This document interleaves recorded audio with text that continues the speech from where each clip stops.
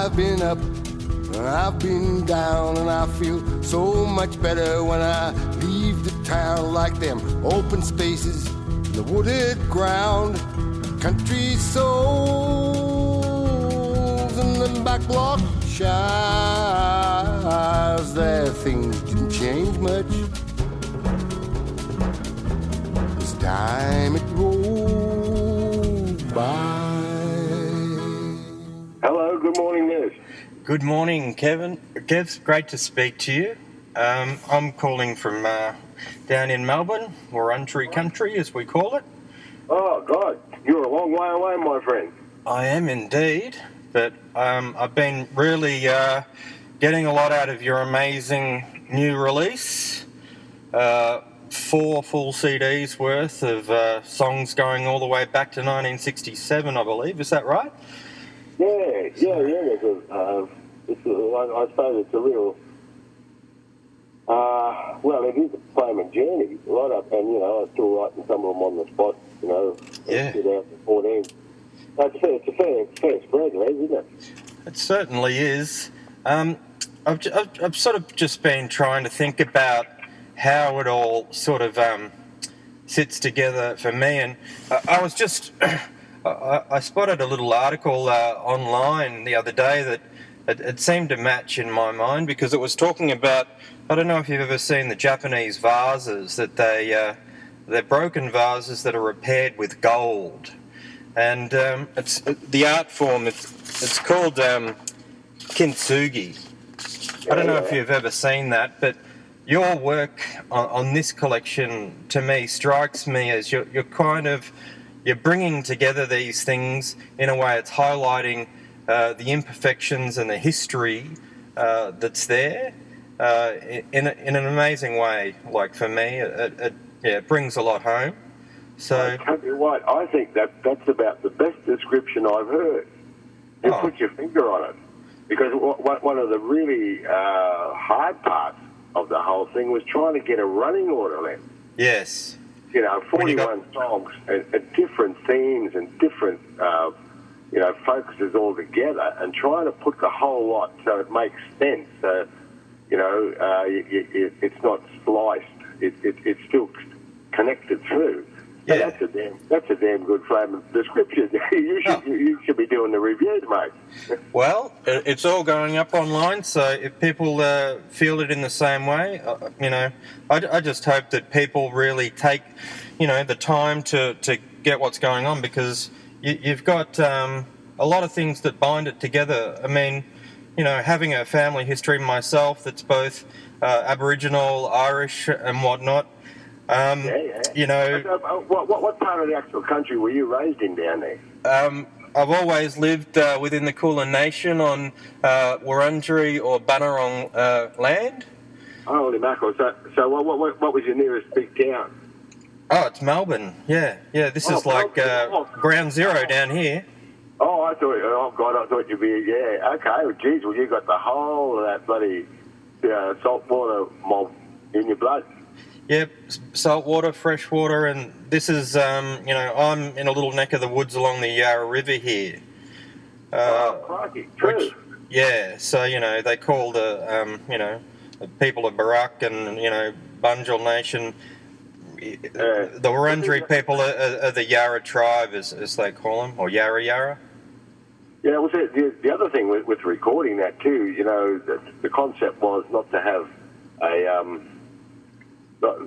not to have a drum kit, not to have a bass guitar, and just do it all with stuff that we found around the sheds, and recording birds and dogs and stuff like that. Yeah.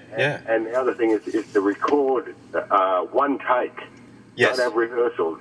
Don't just walk in and whack it down so that you're improvising most of the time. Yep. And, as I said, somebody picked it up. I said I wanted to sound like an empty B-double cattle truck, travelling from Boulia to Broome across the Tanami Desert. Yeah, well, I think you got it in one. And, when the way that you deliver every word on this album, to me, it sounds like, you're up close and personal, and, you're doing it in a way that is really open. there's no kind of, hesitation in the voice or whatnot. It's a direct, whispering in the ear kind of thing. Can you talk about just sort of, I know you took your time, you didn't sort of do it in one big block, but you spaced it out a bit. How long did it take to come together? And can you talk maybe a bit about working, was it with Andy Wilmot? Yeah, Eddie's got a place about 20 minutes away in the bush there. It's an old disused fruit packing shed. Mm. It's got that beautiful thick wall insulation made out of straw. Yep. They couldn't get insulation after the Second World War, so they bound all the grass together with wire and stuck it in the walls, or crikey, it'd be at least flowing, 20, 30 centimetres thick. Yes. And then put tar over it. It's just got a great sound. Yeah, it's so warm. Yeah, and we'd only do, 8 hours max a week. Yep. Because Andy teaches drum and stuff like that, and he's working with the youth, around this area. And we just poked along. We'd start a bit of a song and leave it, and then go on to another one. And we just took our flaming time. Yep. And you're sort of exploring both sides of the family tree in a big way here.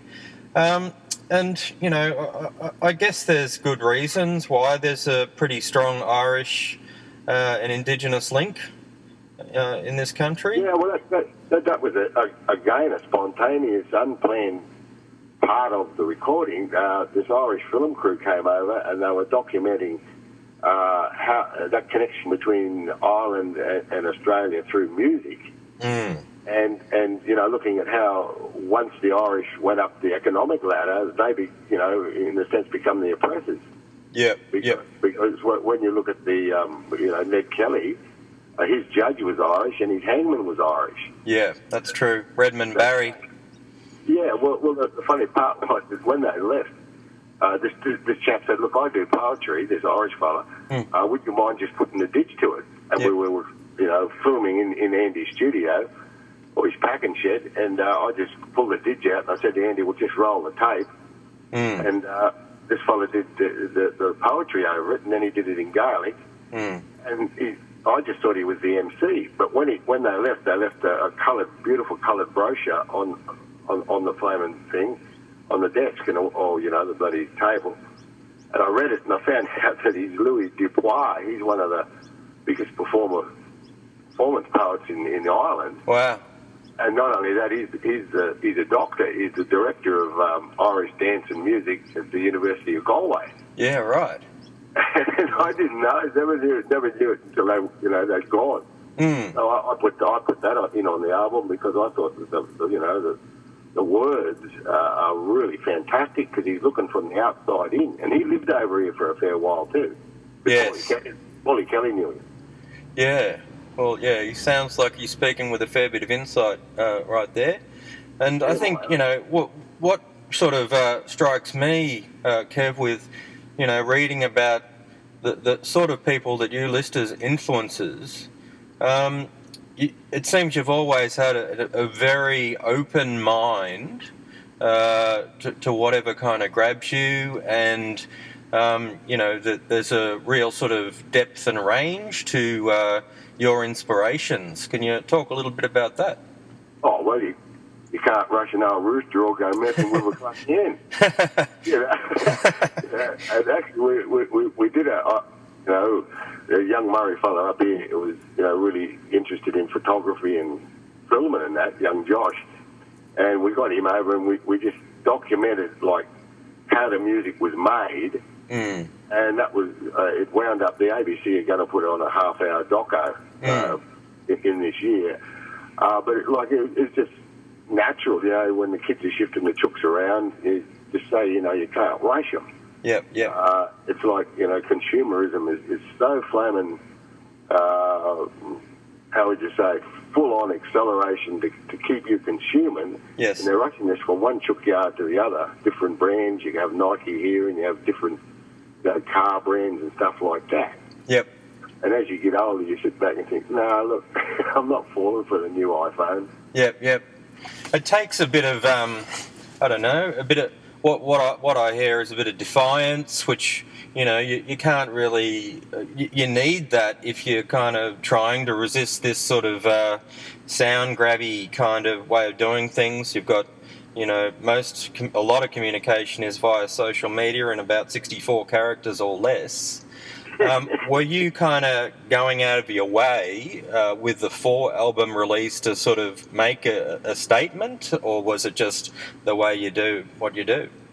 Oh, well, look, it sort of was, the family was saying, look, you've got all these old famous songs that you've never recorded, and a lot of them are history, about your early life and that. You better get them down. So I just walked over to the studio. I had no idea it was going to wind up. Like, we had to actually stop. Yep. We got heaps of stuff there that we recorded that we never made the albums, because I just said to Andy, look, 4 CDs is enough. Like, they've got to get their head around 1 CD, yes, let alone 4. Yep. As Paul Kelly said, he's been listening to it for 4 weeks now, and he's still trying to put it together. Yeah.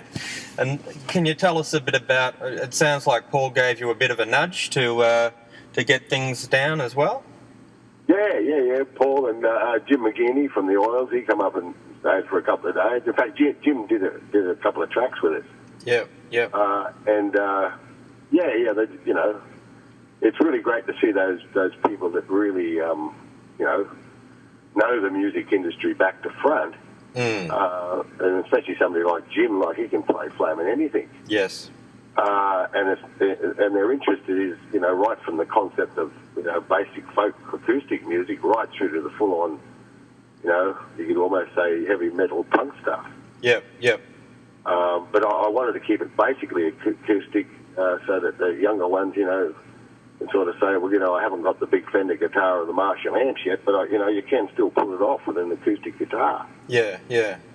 And, I would say about this album that, even with, you're collaborating with a few people here and there, but, it's really built around your voice, and I think approach as well. There's a sort of just, it's relentlessly kind of, spacious. You've got this, it's a real soundscape kind of thing that you've created. And, you don't really...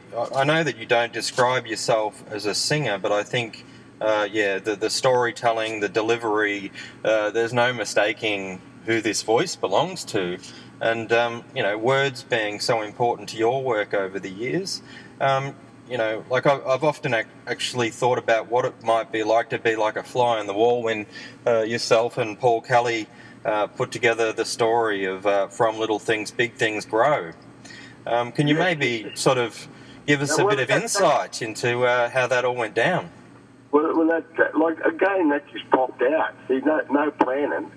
Paul came up and with his young son Declan, and we just took him out on big waterhole and camped.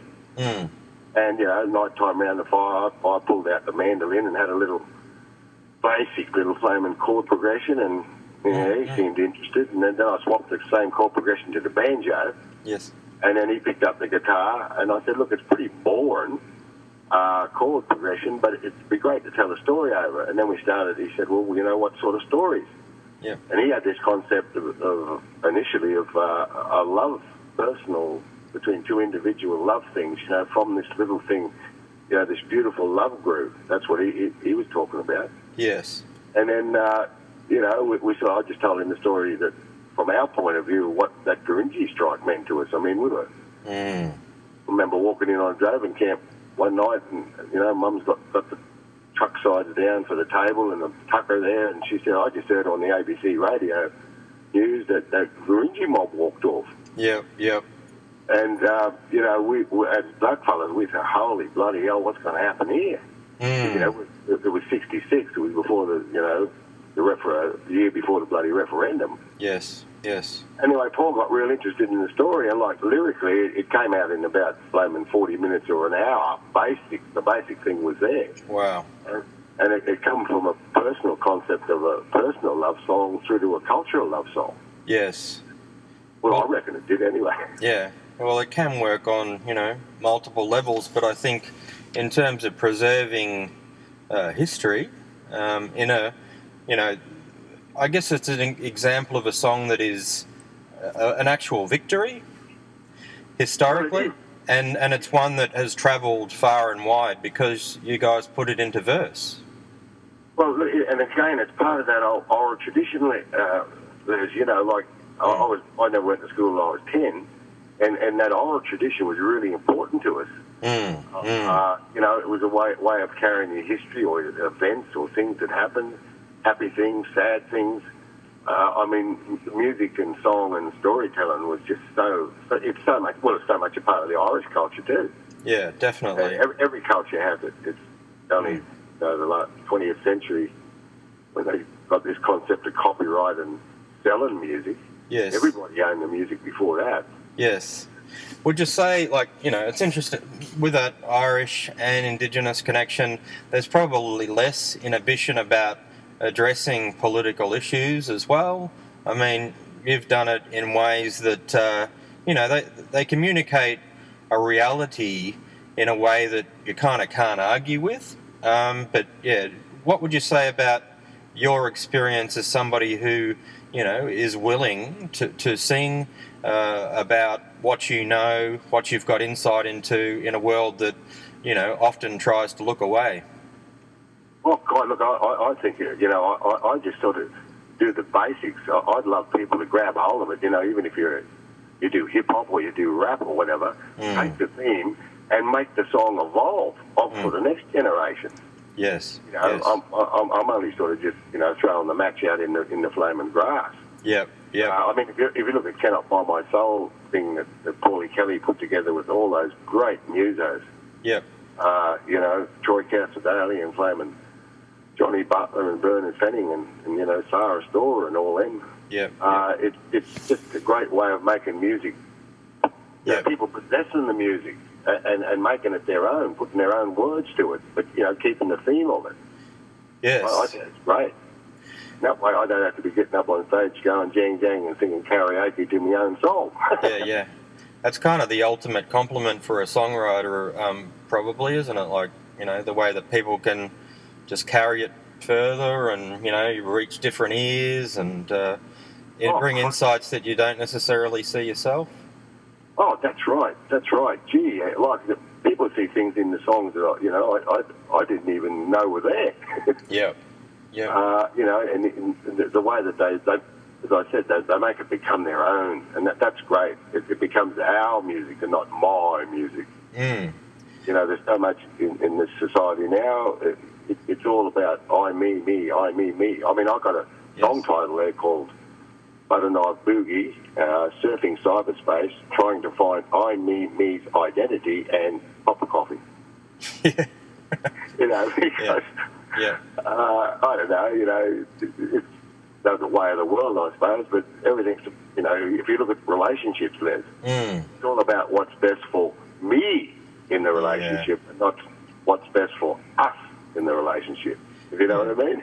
Oh, yeah, absolutely. But it's, I don't know, listening to a lot of, you know, the songs that are on this release, it's about, you know, actually what you give is what you get. What you give to the land is what you get back on a, you know, spiritual and health kind of level. And that's, you know, maybe that's my take on it. But, yeah. And also, look, I absolutely love, as a young fella, like we only had the ABC when, you know, out in the bush.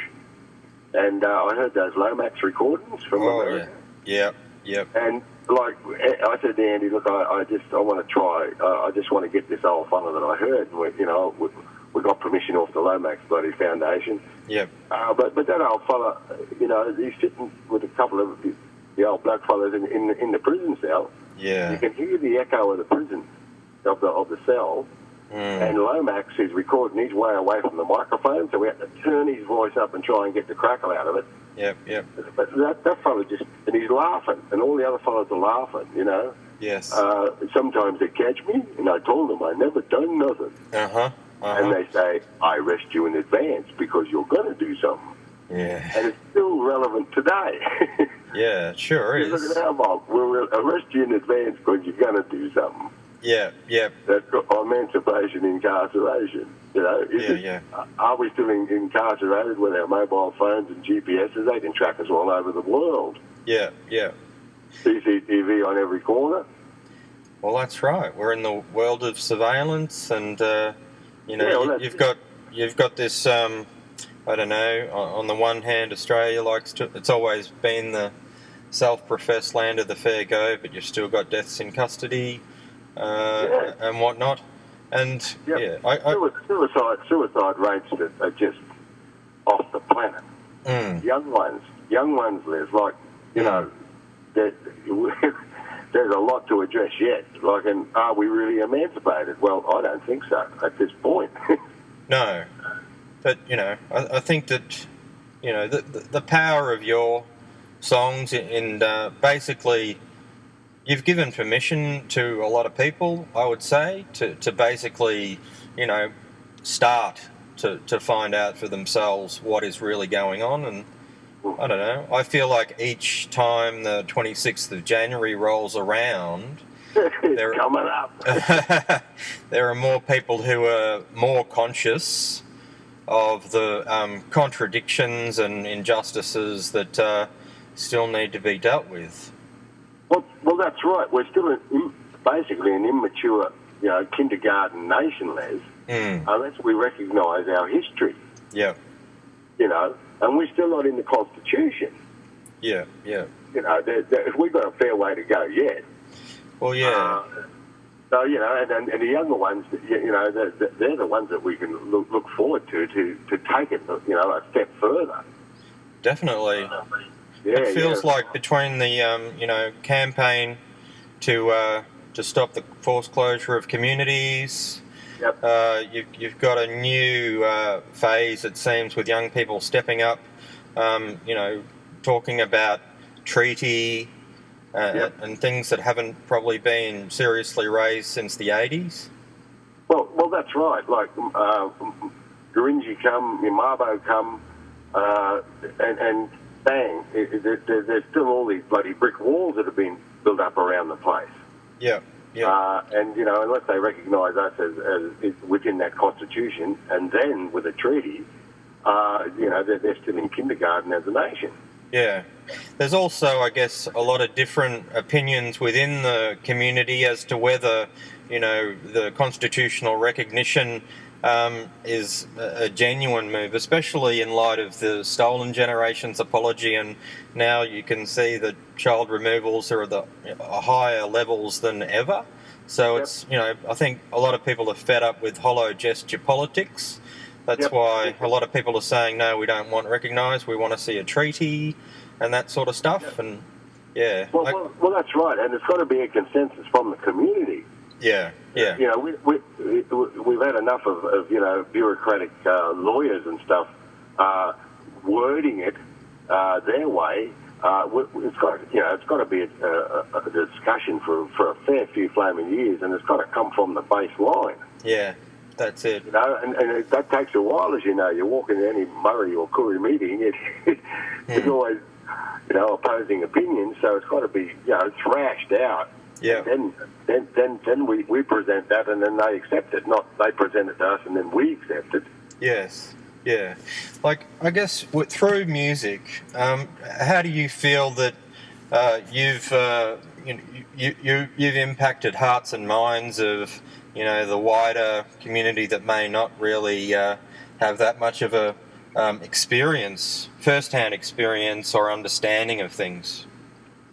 Well, look, the thing is, I've always recognised the fact you can't change a person's mentality. All you can do is make them aware. Yeah.